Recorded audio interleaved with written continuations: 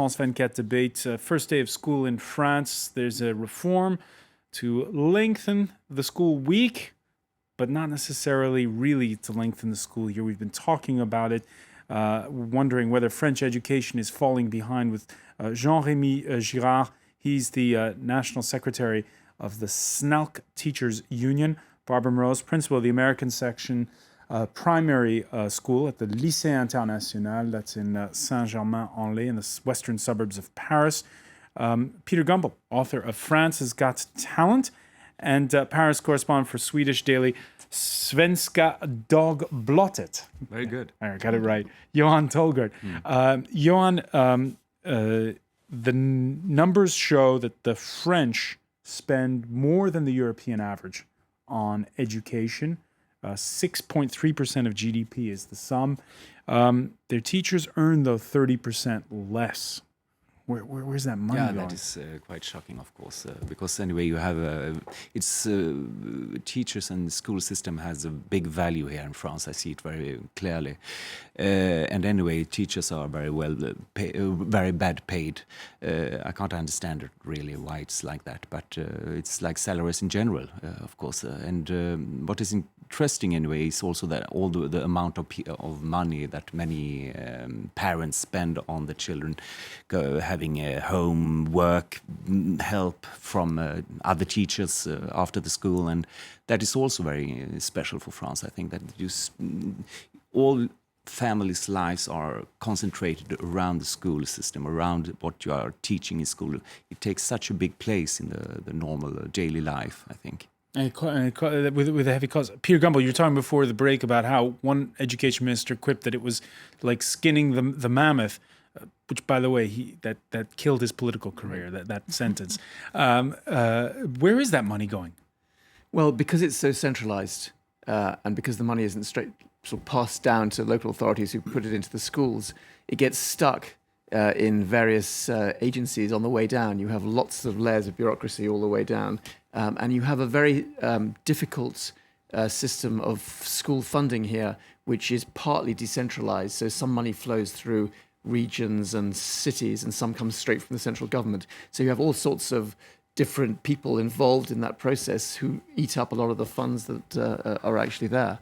But it's certainly true that the French teachers are badly paid, but it's also true that the French teachers have a work regime which is extremely regulated, which goes back to the 1950s, which completely limits the number of hours that they teach. And one of the obstacles of reform is getting more flexibility into the system overall, including into how much teachers teach. And this is, again, an incredibly hot potato that no government has dared sort of tackle. And it'll be interesting to see whether Vincent Payon actually tries to address that issue. Are unions part of the problem? If Vincent Payon doesn't have money, he won't be able to do a lot of things with teachers, because education is one of the rare budgets in this government that is on the rise. Yeah, but he hired more teachers with this budget. So he doesn't have any budget left to pay them more. Right. Instead of paying him better, he's hired more. That's useful actually, because we had a lot of cut in teachers those days, and we needed to get some teachers back. Right. A recent poll shows that the days when the French revered the village schoolmaster, well, they are long gone. 42% saying they find the school system satisfactory. 58% find them unsatisfactory. Again, and there's also it seems to be a growing dissatisfaction with the teachers themselves in that survey, which just came out a couple of days ago. Barbara Morose, how do you put? Today we heard the French president talk about putting kids at the heart of the reform. Do you get a sense that, be it whether it's the left or the right in power, there is this tug of war going on with teachers?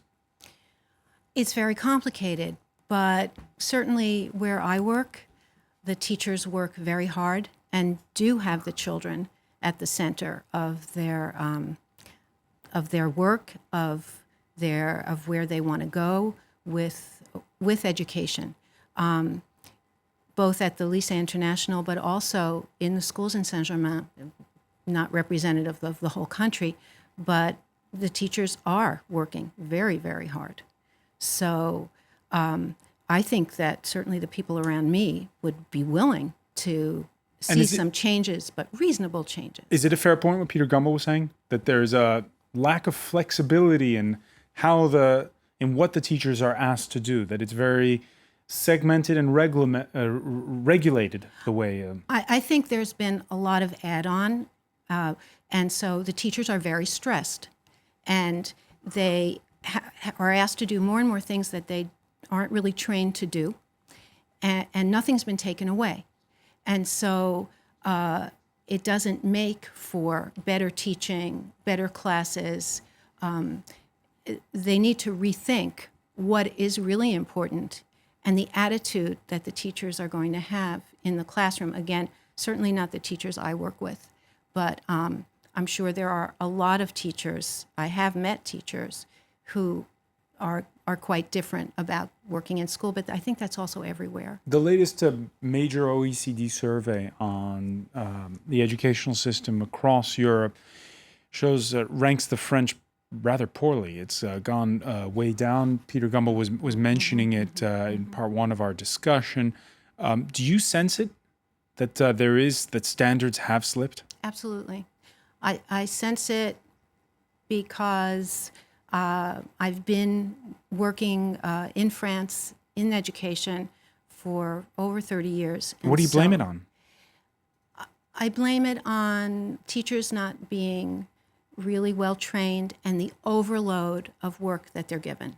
I truly, beyond the rythme scolaire and beyond any of these other things, I think the teachers really need to be consulted a lot more, and the programs need to be revised so that we can put art and gym and music into the school day and not hook it on at the end for 45 minutes. Peter Gumbel?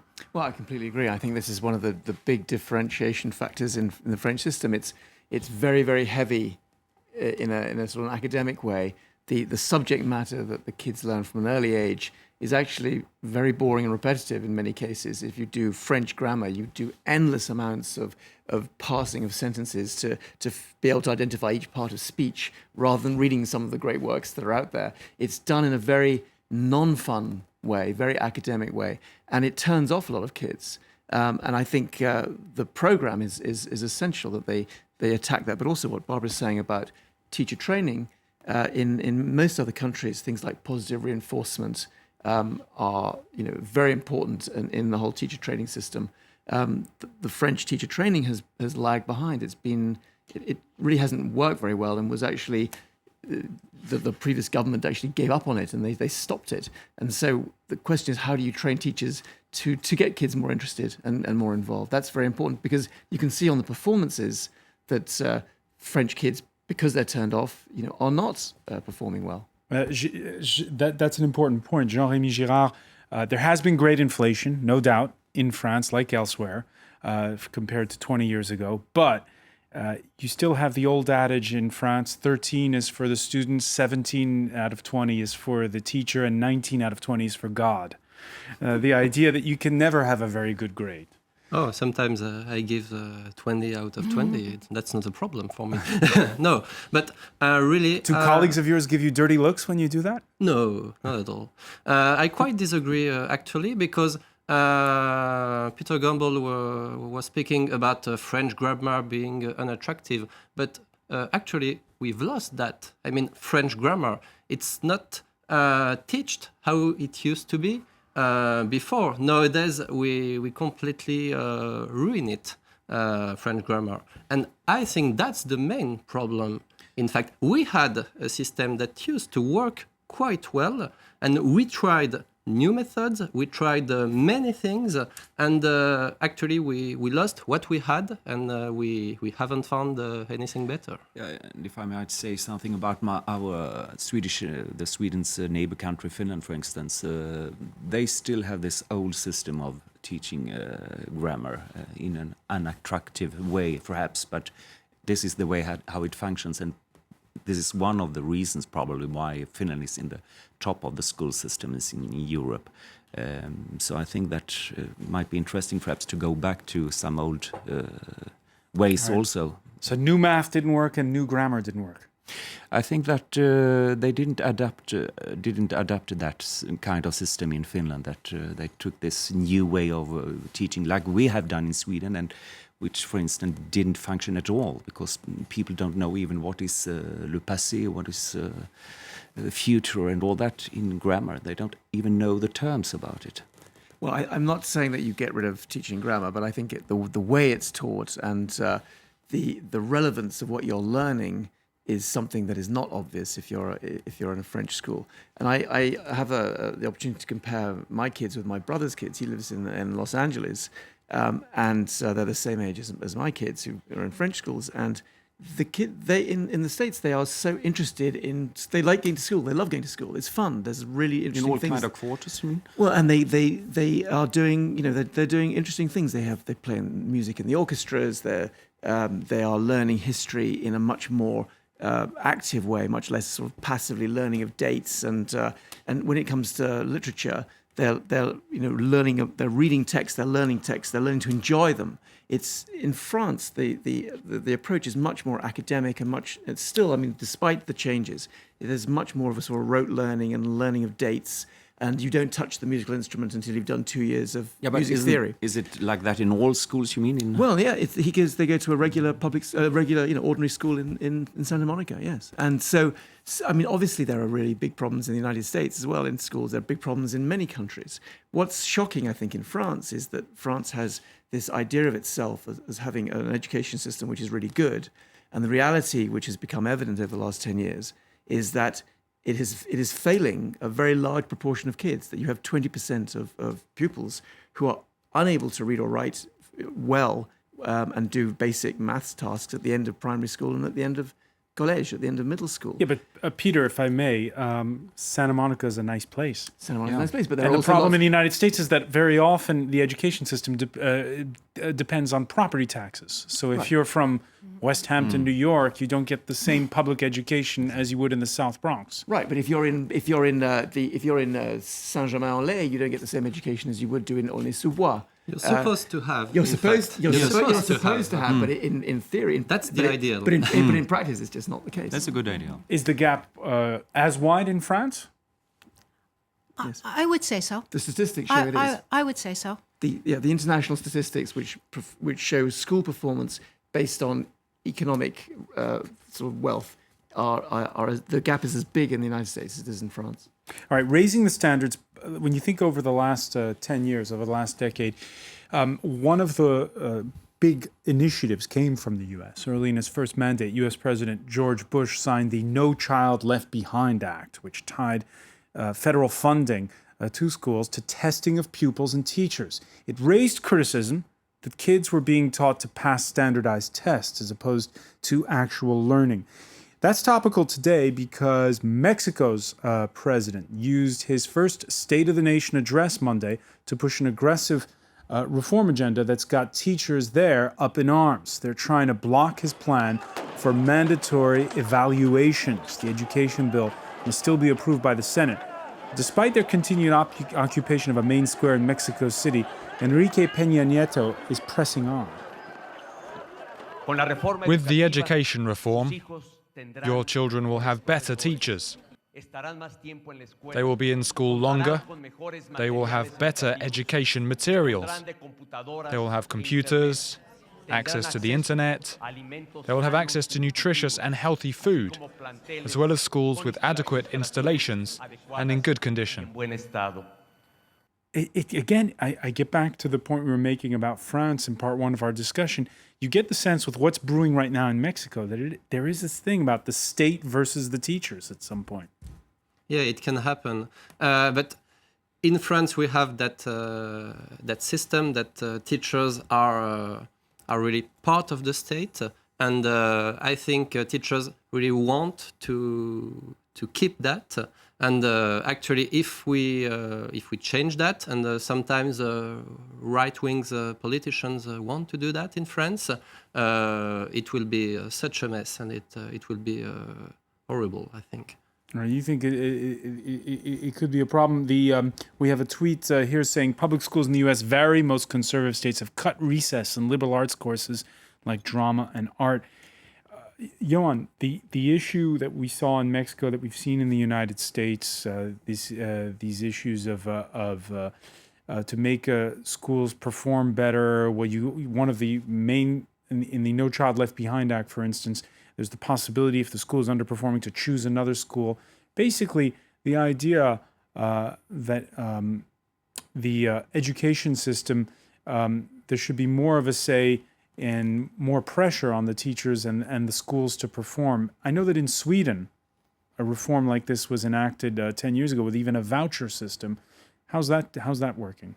Well, I think that it's one of the main problems that the right-wing government has to deal with right now, because people are completely furious, and you know that's normal in Sweden. People don't are not interested in demonstrating on the streets, but people are really furious about the Swedish school system, because the government sold a lot of public schools for very cheap money to friends or some big companies, and those big companies can earn a lot of how many pupils they have in the schools. A lot of parents so said they went an extra step and they actually privatized public schools. Yeah, and a lot of parents feel that their children are like having a code. How do you say that?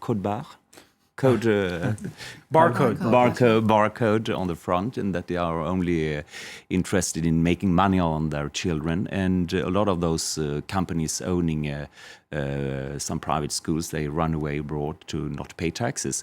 So this is a complete mess. And what is interesting is that there is no line at all how what you should teach, what you should learn. And I think that was very beautiful anyway, even though perhaps it takes too much time in French school, as according to what my French colleague said, that you can learn ethic and moral in French school. And absolutely nothing about that is taught anymore in Sweden. And the basic things are forgotten, and it's a total mess right now. And I think that only Chile and Sweden has gone for this system right now. And even the conservatives in Britain said that the Swedes have gone too far. Peter Gummel? Yeah, well, I think certainly one of the great things about the French system is that you have a very strong core of public education, that the best schools are not the private schools. The best schools are in many instances, still the public schools. The kind of the elite schools are like Henri IV and Louis le Grand and all that are public ones. So that's something that's really important to preserve, obviously, because it's it's really the pride and joy of the French system. The problem is really not when you're looking at those schools which produce a very small elite, but when you're looking at the broad mass of schools, especially in difficult areas.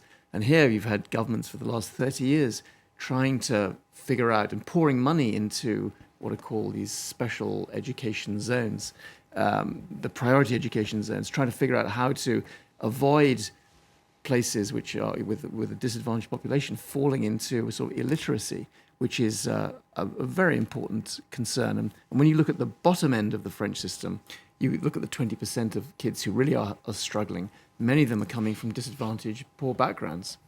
Many coming from poor backgrounds. The idea, when we look to the east and to our German neighbors, is that vocational education is certainly much more valued in Germany than it is in France. Here, the French president, François Hollande, this Monday, putting the accent, he didn't go so far as to talk about illiteracy, but he did put the accent on preventing kids from dropping out of school. Le décrochage. Dropouts. That is the problem in France. C'est celui qui nous coûte le plus cher. That's what's costing us the most, because every time a child leaves the school system or is failing, we have to pick him back up. Ou est en échec scolaire. Alors, nous devrons le rattraper plus tard. We find him waiting in line for unemployment benefits. We find him in certain centres that deal with children that are in trouble. So by preventing pupils from dropping out, we're making an investment. L'investissement que nous faisons à travers la lutte contre le décrochage. Jean-Rémy Girard, what do you do to prevent dropouts right now? What's the one top measure that you would enact? It's all about children going where they want to know to go and where they can succeed. We've got a real problem in France with that. We need to have more choice for the children who have the more difficulties, in fact. And we need to Does that mean more of an accent on vocational education? Of course, I think. But we need to be clear about it. Actually, we've got an exam in professional schools, the baccalaureate, like in other schools. And with a baccalaureate, those children can go to university because they've got the baccalaureate. And they fail miserably in university because they're not made to go to university. And so we need to be clear about our system. If you go to a vocational school, it's to find a job, and you need to be well trained, well prepared. We've got very good teachers in those schools, but more often than not, the pupils in front of them do not want to be in this special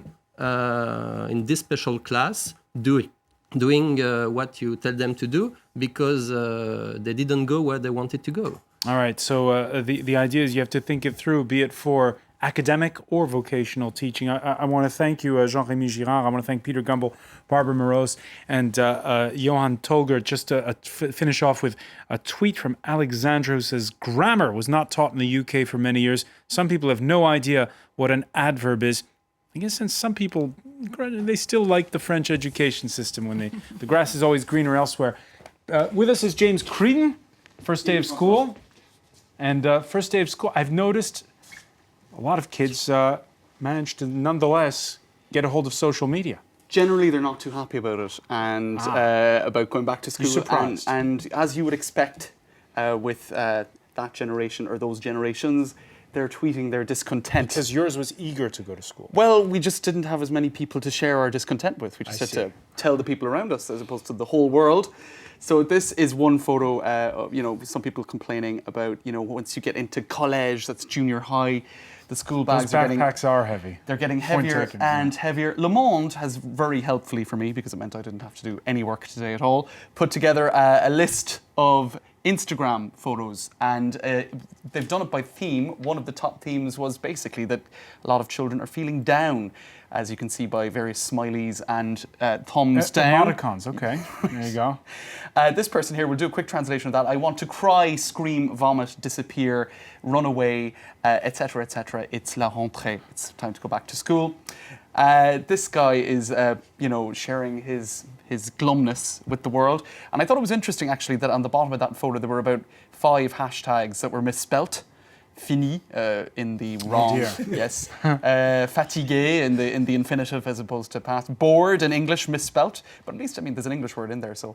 Maybe it's time for la rentrée. He needs to brush up on things. Je veux pas aller à l'école. I don't want to go to school. So look, lots of different stuff like that. Other themes are the fact that you have to get up that little bit earlier, and that's getting a lot of thumbs down as well. The 6:30 wake-up call as opposed to midday in the holidays. So there you go. And also proud parents with their children at the school gates, and people happy to find their friends as well. So it's not all bad. You get to see some people after the holidays. And one man who also managed to get himself into a photo that's been shared on social media. Yeah, we saw that today. Yeah, there you go. That's being shared around. It's an unfortunate facial expression, really. That's a low blow, James. Well, I'm disappointed in you. I probably shouldn't be pointing fingers. Now, as we're talking about François Hollande, this is where he was. It was in the north of France, for the whole rentrée thing.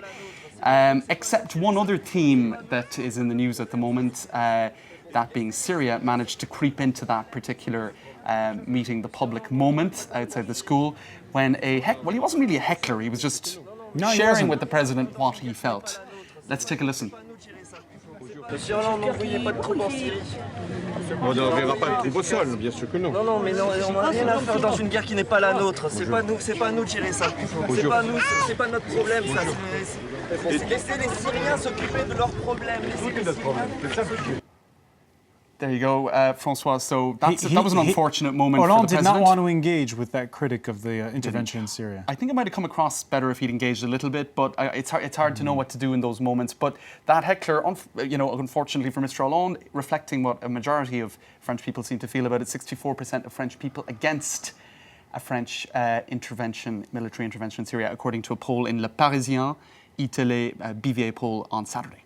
All right. Many thanks, James Creed. Many thanks François. to our panel once again. Thank you for joining us here for the France 24 debate.